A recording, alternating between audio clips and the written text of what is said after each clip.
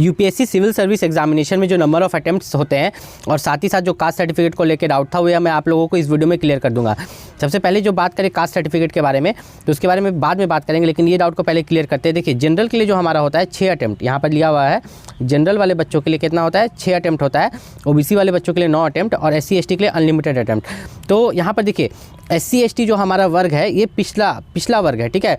यहाँ पर पिछड़ा जनजाति एक तरह से इसको बोला जाता है। जैसे कि अगर हम देखें अभी भी जैसे कि ओडिशा में या झारखंड में या कहीं पर किसी भी स्टेट में जो SC ST है वो बहुत पीछे है अभी, ठीक है। तो इस कारण से उन लोगों को यहाँ पर अनलिमिटेड अटेम्प्ट्स दिया जाता है। साथ ही साथ अदर जॉब्स में रिजर्वेशन और उनका कटअप भी यहाँ पर कम जाता है। जैसा कि आप जानते हैं कि SC ST को अगर आप लोग बोल रहे हैं कि अनलिमिटेड अटेम्प्ट नहीं देना चाहिए, वो देना चाहिए। क्यों देना चाहिए? क्योंकि अभी भी ये लोग पीछे हैं। आपको लगता है कि SC ST वाले जॉब कर रहे हैं, सरकारी नौकरी कर रहे हैं, UPSC का जॉब उनको मिल जा रहा है, ऐसी बात नहीं है। आप रियलिटी भी तो देखिए, ग्राउंड रियलिटी। अगर यहाँ पर मान लो कि किसी स्टेट में अगर SC ST जो है ये मान के चलो कि 1 लाख है, ठीक है, एक एग्जांपल लेते हैं 1 लाख है, तो उसमें से आपको 500 को ही अच्छा लाइफ मिलता है। बाकी जो है देखते हैं जंगल में अभी भी हट बना के रहते हैं, जैसे तैसे रहते हैं, उतना वेल डेवलप्ड नहीं है, इसलिए उन लोगों को आगे बढ़ने का मौका दिया जा रहा है। तो इस चीज़ से आपको दुखी नहीं होना चाहिए जो जनरल और OBC वाले कैंडिडेट्स हैं, ठीक है। आप अपने मेरिट पर लीजिए, आपको भी तो 6 अटेम्प्ट मिल रहा है जनरल वाले को, और OBC वाले को यहाँ पर 9 अटेम्प्ट मिल रहा है। अब कास्ट सर्टिफिकेट को लेकर जो डाउट था, सेंट्रल लेवल कास्ट सर्टिफिकेट जो आप लोगों का लगता है, ठीक है, सेंट्रल लेवल का कास्ट सर्टिफिकेट OBC वाले बच्चों को, SC वाले बच्चों को, ST वाले और EWS को। जैसे कि आप जानते हैं कि UPSC का जो फॉर्म 2025 में निकलने वाला है, तो फॉर्म निकलने से पहले आपके पास सेंट्रल लेवल का कास्ट सर्टिफिकेट होना चाहिए। तो ये जो सेंट्रल लेवल का कास्ट सर्टिफिकेट है, ये इसका जो बनने का प्रोसेस है, इसको लेके आप लोगों को बहुत सारा डाउट था। जैसे कि मैंने एक चीज़ बोला था, मैंने बोला कि रजिस्ट्री ज़मीन का कागज़ लगता है, ठीक है। तो बच्चों ने बोला कि जिन लोगों के पास रजिस्ट्री ज़मीन नहीं है वो अपना कास्ट सर्टिफिकेट कैसे बनवाएंगे, या जिनके पास दान पत्र या खास महल ज़मीन है तो वो अपना कास्ट सर्टिफिकेट कैसे बनवाएंगे। तो ये सभी डाउट्स आपका इस वीडियो में क्लियर करने जा रहे हैं, क्योंकि UPSC ने एक बदलाव किया है, ठीक है। UPSC ने एक बदलाव किया है। UPSC ने साफ साफ बोला है कि अब जो कास्ट सर्टिफिकेट है, OBC वाले बच्चे, जो SC वाले बच्चे, ST वाले बच्चे, EWS वाले बच्चे, ठीक है, तो इन सभी पर अच्छा खासा ध्यान रखा जाएगा और इन लोगों का डबल वेरिफिकेशन किया जाएगा। क्या किया जाएगा? डबल वेरिफिकेशन, ताकि कोई इसमें चोरी ना कर पाए, ठीक है। अब इसमें क्या होता है ना कि जो बच्चा मान लो कि OBC है भी, लेकिन वो अगर सेंट्रल लेवल कास्ट सर्टिफिकेट नहीं बनवाता है तो उसको DV में रिजेक्ट कर दिया जाएगा, उसको DV में यहाँ पर रिजेक्ट कर दिया जाएगा, ठीक है। इस बात का खास ख्याल रखना। सेंट्रल लेवल कास्ट सर्टिफिकेट का मतलब क्या होता है, पहले मैं वो समझा देता हूँ। देखो, सर्टिफिकेट 2 तरह का होता है, एक स्टेट लेवल, एक आपका होता है सेंट्रल लेवल, ठीक है। जब भी हम लोग स्टेट लेवल जॉब्स भरते हैं, जैसे कि आप अपना स्टेट का जॉब भरोगे, जैसे कि आपका BPSC हो गया, ठीक है, या JPSC हो गया, आप राजस्थान से हो, जहाँ से भी हो, अगर उस स्टेट का अगर आप स्टेट लेवल जॉब भर रहे हो, कोई भी state level job, MTS clerk का भी, तो आपको स्टेट लेवल कास्ट सर्टिफिकेट लगता है। लेकिन अगर आप सेंट्रल लेवल जॉब, जैसे कि आप UPSC का फॉर्म भरते हो, आप SSC का फॉर्म भरते हो, रेलवे का फॉर्म भरते हो, तो आपको यहाँ पर सेंट्रल लेवल कास्ट सर्टिफिकेट जमा करना पड़ता है, जो कि आपके ब्लॉक से बनता है। अभी आपके ब्लॉक से कैसे बनता है ध्यान से समझाते हैं। देखिए, आपका ब्लॉक जहाँ पर आप अपना आय प्रमाण पत्र बनवाते हो, आप अपना इनकम प्रमाण पत्र बनवाते हो, ठीक है, इनकम बनवाते हो, तो वहीं पर आपका यहाँ पर जाति प्रमाण पत्र भी बनता है, ठीक है। तो यहाँ पर आपका कास्ट सर्टिफिकेट, आपका ये जो जाति है, ठीक है, आपका जो जाति है, आपका जो ये कास्ट सर्टिफिकेट है, इसके बारे में यहाँ डिटेल में बात करते हैं। सबसे पहले यहाँ पर ज़मीन का कागज़ को जो लेके है, तो ज़मीन का कागज़ नहीं लगता है, उसका रसीद लगता है, ठीक है। रजिस्ट्री ज़मीन हो गया, आपका दान पत्र ज़मीन हो गया, एक हो गया आपका खास महल ज़मीन, ठीक है, एक हो गया जो बच्चे रेंट पर रहते हैं, ठीक है, जो जिनके पास अपना घर है ही नहीं, जो रेंट पर रहते हैं, तो वो लोग अपना यहाँ पर UPSC के लिए या किसी भी गवर्नमेंट एग्ज़ाम के लिए वो लोग अपना कास्ट सर्टिफिकेट कैसे बनवाएं। ध्यान से समझो, एक एक करके सबको एक्सप्लेन करेंगे। पहले रजिस्ट्री ज़मीन को, फिर दान पत्र, फिर खास महल, फिर रेंट वाले को यहाँ पे एक्सप्लेन करते हैं। सबसे पहले हम रजिस्ट्री ज़मीन में चलते हैं।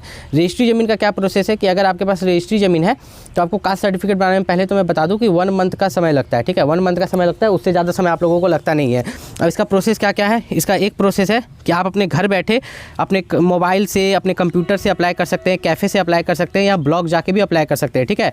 इसमें इतना सारा प्रोसेस दिया गया है, इसमें आपको कुछ नहीं करना पड़ता है। इसमें आपका जो है ना, जब भी आप यहाँ पर कास्ट सर्टिफिकेट बनवाते हो, ठीक है, रजिस्ट्री ज़मीन वाला, तो वहाँ पर आप लोगों को क्या करना पड़ता है कि अपना 10th का मार्कशीट, ठीक है, रजिस्ट्री ज़मीन का कागज़, आधार कार्ड, ठीक है, ये सब आपको देना पड़ता है। और आपका जो स्टेट लेवल सर्टिफिकेट है, ठीक है, आपका स्टेट लेवल सर्टिफिकेट पहले से बना हुआ होना चाहिए।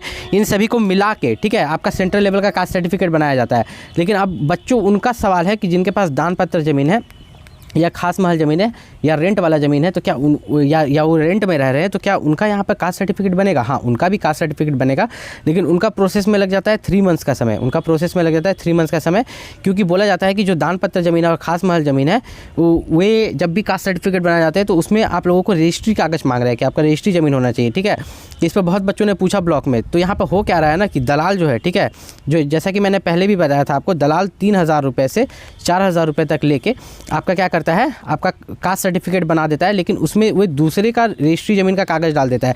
क्या जब भी आपने अभी तक खुद से ब्लॉक जाके कास्ट सर्टिफिकेट बनवाया है, अपने से खुद से जाति प्रमाण पत्र बनवाया, आप वहाँ पर देखोगे कि अगर आप अपने से बनवाते हो ना तो उसमें वो रजिस्ट्री ज़मीन का कागज़ मांगेगा, ठीक है, या आपका दान पत्र ज़मीन है उसका रसीद मांगेगा। ठीक है, दान पत्र में प्रोसेस क्या होता है ना कि आपका जो वार्ड पार्षद होता है, ठीक है, दान पत्र, खास महल, ठीक है, या रेंटेड वाला में आपका जो वार्ड पार्षद होता है, ठीक है, वार्ड काउंसिलर होता है, तो उसके पास आपको साइन कराना पड़ता है। ठीक, उसके बाद ब्लॉक में आप जमा करते हो, फिर ब्लॉक से वेरिफिकेशन आता है वार्ड पार्षद के पास, वहाँ पर 5 गो गवाही लगता है, 5 गो या 7 गो गवाही लगता है आपके अड़ोसी पड़ोसी का। ठीक है, उसके बाद जाके बनता है। ठीक है, अगर आपका डायरेक्टली बन जा रहा है ब्लॉक से, ठीक है, तो ये समझ के रखना कि इसमें कुछ ना कुछ दिक्कत हो सकता है, आपको डॉक्यूमेंट वेरिफिकेशन में आराम से रिजेक्ट कर दिया जाएगा। अब बच्चों को यहाँ पर एक सवाल था यूपीएससी में कि जो हम लोगों का प्रीलिम्स एग्ज़ाम होता है और मेंस एग्ज़ाम होता है उनके पेपर्स को लेके, ठीक है, तो उसमें जो चेंजेस है उसमें किसी तरह का चेंजेस नहीं किया गया है। मैं आपको बता देता हूँ। देखिए, जैसे सिविल सर्विस एग्जामिनेशन जो होता है उसमें आपके जो 2 पेपर होते हैं, ठीक है, तो एक प्री एग्जामिनेशन होता है जिसमें कि आपका ऑब्जेक्टिव पेपर आता है, ठीक है, और फिर आपका एक होता है मेंस एग्ज़ाम। अब ये प्री एग्ज़ाम जो होता है ये आपका 400 नंबर का होता है। इसके बारे में हम डिटेल में आप लोगों को समझा देते हैं ताकि आपको कोई दिक्कत ना हो। प्री एग्ज़ाम में यहाँ पर देखिए 2 गो पेपर आता है, ठीक है, 2 पेपर आता है, दोनों कंपलसरी पेपर है, दोनों अटेम्प्ट करना पड़ता है आपको, और यहाँ पर 200 मार्क्स का होता है। ठीक है, हर एक पेपर 200 मार्क्स का, तो गुना 2 करेंगे तो टोटल 400 मार्क्स का आपका यहाँ पर प्री हो गया। ठीक है, यहाँ पर जो जनरल स्टडी पेपर 2 है सिविल सर्विस एग्जामिनेशन का, इसमें 33% मार्क्स लाना कंपलसरी रहता है। अब बहुत बच्चे पूछ रहे थे कि पेपर हिंदी या इंग्लिश में होता है। हिंदी इंग्लिश दोनों में होता है प्री का पेपर, आपको चिंता करने की जरूरत नहीं है। इंग्लिश एक जगह है, सिर्फ इंग्लिश ही पूछता है, वो मेंस में है। मैं आपको नीचे आपको बताऊंगा। देखिए इंग्लिश यहाँ पर देखिए क्वालिफाइंग पेपर्स में आप देखिएगा पेपर 1 में आपका ये 300 मार्क्स का है। इसमें आप कोई भी लैंग्वेज चूज़ कर सकते हैं पेपर ए में। ठीक है, आप इसमें हिंदी चूज़ कर सकते हैं, इंग्लिश चूज़ कर सकते हैं, बंगाली चूज़ कर सकते हैं, ठीक है, उर्दू या जो अदर लैंग्वेजेस हैं जो यहाँ पर कॉन्स्टिट्यूशन में डाले गए हैं 8 शेड्यूल में, आप चूज़ कर सकते हो। लेकिन पेपर बी यहाँ पर जो है ये आप लोगों को दिक्कत करता है, सिर्फ इंग्लिश 300 मार्क्स का। आप बताओ, जो बच्चा यूपीएससी की तैयारी कर रहा है अगर उसका इंग्लिश वीक है, ठीक है, उसका इंग्लिश वीक है, क्योंकि अधिकतर बच्चे गांव से भी तैयारी करते हैं, ठीक है, जो उसका इंग्लिश तो उतना मजबूत होता नहीं है, तो वो 300 नंबर यहाँ कहाँ से गेन करेगा। यहाँ पर इंग्लिश और हिंदी ऑप्शन देना चाहिए था, लेकिन ऐसा कोई ऑप्शन नहीं है, आपको पूरा इंग्लिश का ही पेपर, ठीक है, 300 मार्क्स का देना पड़ता है। अब मेरिट किस पर बनता है, यूपीएससी में सिलेक्शन किस पर होता है, तो ये आपका होता है पेपर 1 पर। ठीक है, पेपर 1 जो यहाँ पर 250 मार्क्स का है, ठीक है, जिसमें कि ए से पूछा जाता है आपसे। ठीक है, पेपर 2 जो कि आपका जीएस पेपर होता है, मेन आपका सिलेक्शन होता है GS paper 1, GS paper 2, GS paper 3, GS paper 4। ठीक है, ये सब आपका यहाँ पर सिलेक्शन के लिए ये सभी पेपर काउंट होते हैं। पेपर 1, ठीक है, paper 2, paper 3, paper 4, paper 5, paper 6। तो ऑप्शनल पेपर को लेकर आप लोगों को डाउट था, उसको एक्सप्लेन करेंगे। ठीक है, लेकिन उससे पहले हम बात करेंगे जीएस पेपर के बारे में कि जीएस पेपर की तैयारी कैसे करें। देखो, जो जीएस यहाँ पढ़ोगे ना तो इसका आप 20% प्री में भी पढ़ते हो। ठीक है, प्री एग्जामिनेशन जो होता है तो उसमें भी उसका 20% आप पढ़ते हो। प्री एग्जामिनेशन में जो जीएस आपसे पूछा जाता है, तो आप प्री से ही क्या करो ना कि जीएस का अच्छा तैयारी शुरू कर दो। और याद रखना है इन सब के लिए जो बुक होता है ना, बुक, ठीक है, बुक जो होता है वो एक ही खरीदो, एक ही बुक को 4 बार पढ़ो। जैसे जीएस पेपर 1 के लिए अगर आप बुक खरीदते हो तो उसी बुक को 4 बार 5 बार पढ़ो। ऐसे प्री एग्जाम के लिए जो बुक है मैं डिस्क्रिप्शन में लिंक में डाल दूंगा, आप वहाँ से परचेस कर सकते हो। ठीक है, अब ऑप्शनल पेपर की बात करें तो ऑप्शनल पेपर में क्या होता है ना, ऑप्शनल 2 पेपर आता है। ठीक है, पेपर 1 और ऑप्शनल पेपर 2। इसमें मान लो कि हम एक सब्जेक्ट लिए, मान लो कि हम लिए हिस्ट्री, ठीक है, तो हमको ऑप्शनल पेपर 1 और 2 दोनों में हिस्ट्री से ही क्वेश्चन पूछेगा। अब मान लो कि हम लिए यहाँ पर ज्योग्राफी, तो ऑप्शनल पेपर 1 और 2 दोनों में हमसे ज्योग्राफी से ही पूछेगा। अब ये बच्चे क्या करते हैं कि मान लो कोई बच्चा किया है बीकॉम, ठीक है, कोई बच्चा किया है बीकॉम, कोई बच्चा किया है बीए, कोई बच्चा किया है बीएससी।